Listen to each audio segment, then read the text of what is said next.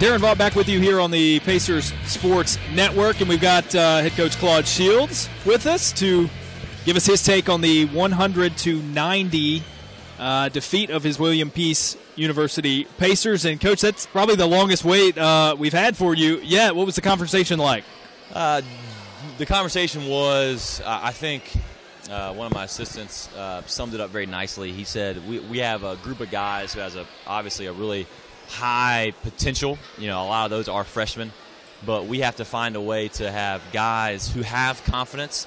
They have to be able to give that to others when they're going through a stretch where they may not have confidence. And so we just talked about what that looks like in terms of, that could be a daily thing. That could be in a practice. We got to find a way to give guys, put your arm around them and say, hey, I've been here before. I've been in your shoes. Let's get it done together. Because I don't think we did that at times tonight. We were a little rusty after the long layoff, but it was just more of a find a way to share the confidence, because we got some really confident guys in there who should be confident. Right. They're really good ball players, and so we got to find a way to get that done going forward to kind of turn this thing around.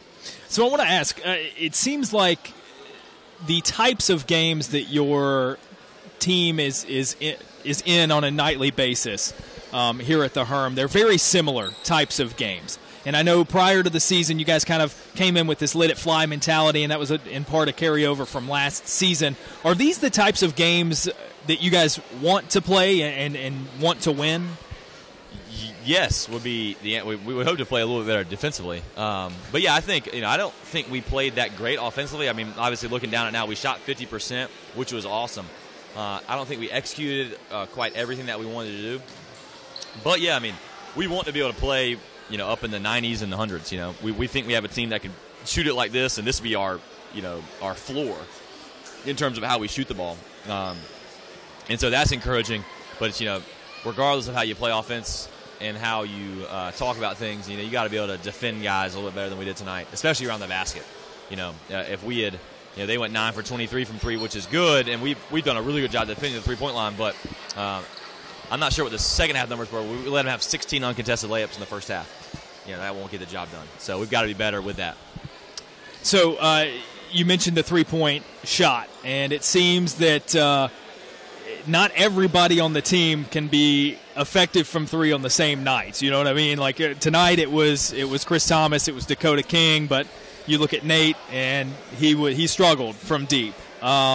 Is that key to winning games, is getting everybody to put it all together, or is it some sort of balance there? I think there's a balance that you can have, but against a team like that, I mean, you need to have a lot of guys shooting it well. I mean, they're a really good team. Right. They start 4 seniors who've played a lot of minutes together. They know their identity. I think is the number one thing that strikes me the most about them, is that they have guys who are completely bought into. They know what they do well, and they all go out and execute their role, which is how you're good at basketball.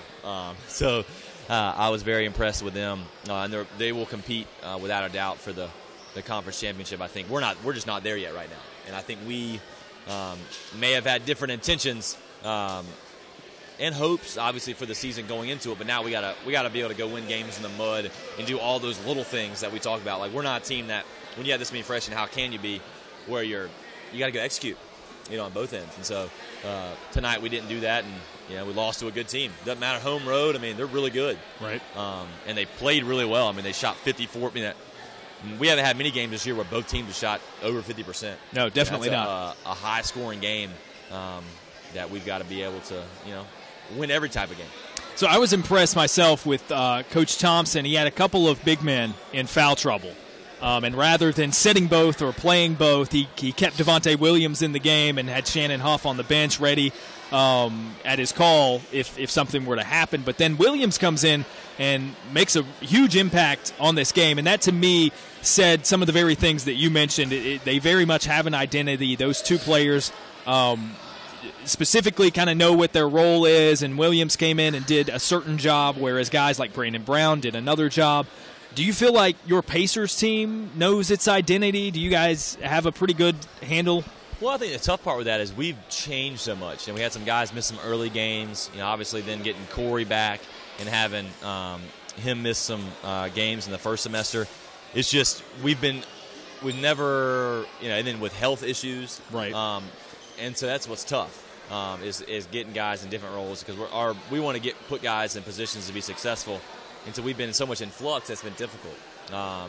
And at times, more importantly than just guys being out, is guys who are playing, their role changes a little bit, and that's hard to then adjust back when more guys come in. So I think we have that capability. I thought we did a great job of that last year, and we haven't done it this year, and so I think we've got to find a way to really do that. So now, pending no more crazy winter weather, you guys are again, I feel like we've said it the past 3 games, but then something happens. But you guys are right in the thick of it, of playing a pretty constant conference schedule. A little under 48 hours from now, you guys will be in Fayetteville to play Methodist. What's the scouting report there? Methodist, we had the benefit of Coach Peeney was an assistant there for a few years, so we are always very familiar with the things that they do under Coach Smith. So that'll help, but it's a really tough place to play. It's a big game for Jalen and Corey. It'll be Corey's first game in Fayetteville. Both went to 71st High School in Fayetteville, so it's an exciting game for them. They get to have some family come. But a team that's hadn't played in a while because of some winter weather as well. And so we've got to find a way to have a great practice tomorrow and come in ready to focus, because, win on the road's tough. Right. Now we're, 2-4 in league play with we had 3 games at home, 3 games on the road, so we're one, win off that pace.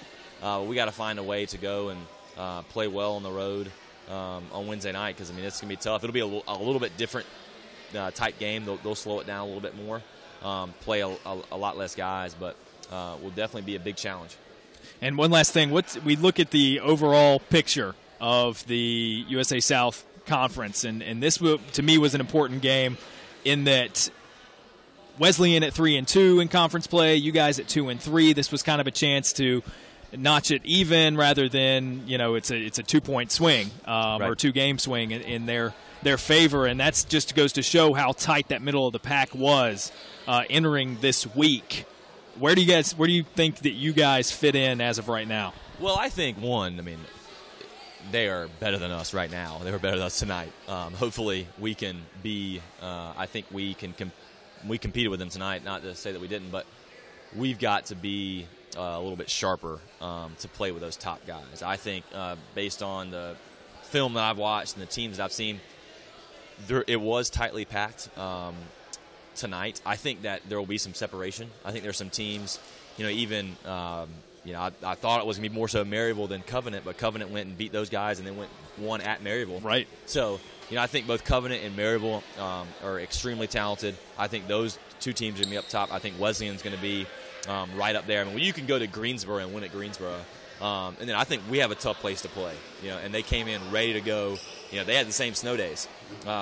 So that's really, really impressive. And so I think there will be some separation. And so I think we'll start to see over the next couple of weeks that we'll have some teams that are fighting for, that middle of the pack kind of land, which I think, and our whole goal is to be playing the best basketball in February. At the end of the regular season and then the conference tournament, which is rightfully so when you have a couple of days off and some snow. We didn't play our best tonight. We still did some really good things. To be able to put up 90 points and, all that kind of stuff is great. So I think we have the potential to compete with those teams. We're probably we got to get those guys who don't have that confidence. We got to get them back. Sure. And sometimes it can't come from the head coach and the coaching staff. We can try as much as we can, but at some point you got to either have that self-belief or you got to put your arm around somebody and say, "Hey, I got you. I'm here for you. I believe that next one's going in, so you got to believe it too." Gotcha. All right, Coach. Well, as always, thanks for the time. Have a good practice tomorrow, and good luck on Wednesday. Thanks, Darren. So that's Coach Claude Shields for your William Peace University Pacers. Final score here from the Herm. We won't keep you any longer. North Carolina Wesleyan 100, William Peace 90 here on the Pacers Sports Network. For everybody involved here, Jeff Gonza, Sports Information Director, JC, who helps me out here running the ship here. I'm Darren Vaught. Thanks for joining us on the Pacers Sports Network. Check us out Wednesday. So just as the men will be in Fayetteville, Methodist will be visiting here in Raleigh.